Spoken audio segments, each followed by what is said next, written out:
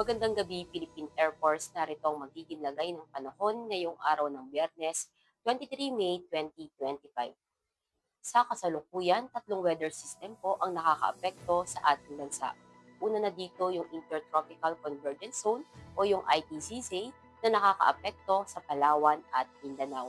Dahil nga sa ITCZ, asahan natin sa Palawan at Mindanao, ganoon na rin sa Siquijor at Negros Oriental ay makakaranas ng maulap na kalangitan na may mga kalat-kalat na pag-ulan, pagkulog at pagkidlat.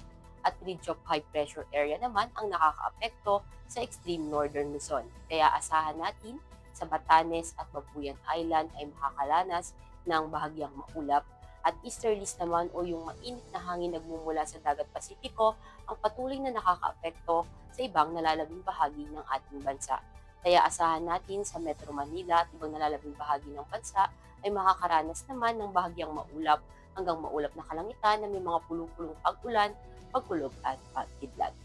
At para naman sa magiging lagay ng panahon para bukas, dahil pa rin sa Intertropical Convergence Zone o yung ITCZ, asahan natin sa Palawan ay makakaranas ng maulap na kalangitan na may mga kalat-kalat na pag-ulan, pagkulog at pagkidlat. At sa Metro Manila at ibang nalalabing bahagi ng Luzon, asahan naman natin ang bahagyang maulap hanggang maulap na kalangitan na may mga pulupulong pag-ulan, pagkulog at pagkidlat.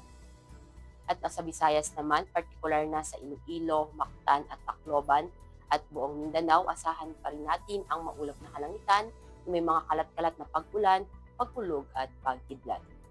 Para naman sa magiging lagay ng panahon sa mga susunod na araw, sa Metro Manila, asahan natin sa Linggo hanggang Martes ang bahagyang maulap hanggang maulap na kalangitan na may mga pulupulong pag-ulan, pagkulog at pagkidlat.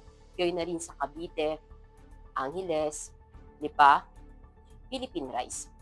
At ang Puerto Princesa naman, asahan natin sa Linggo hanggang Martes ang bahagyang maulap na kalangitan na may mga kalat-kalat na pag-ulan, pagkulog at pagkidlat.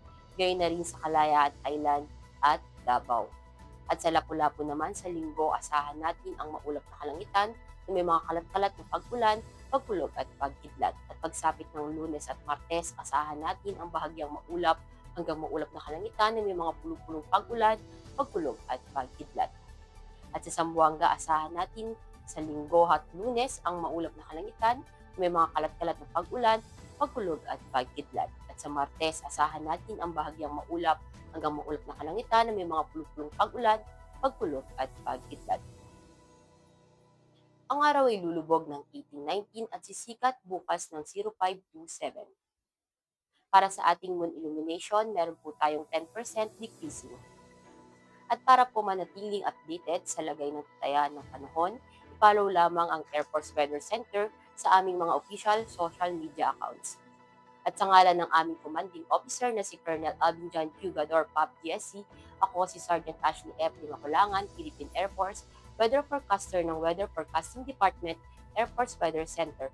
Muli, magandang gabi, Philippine Air Force.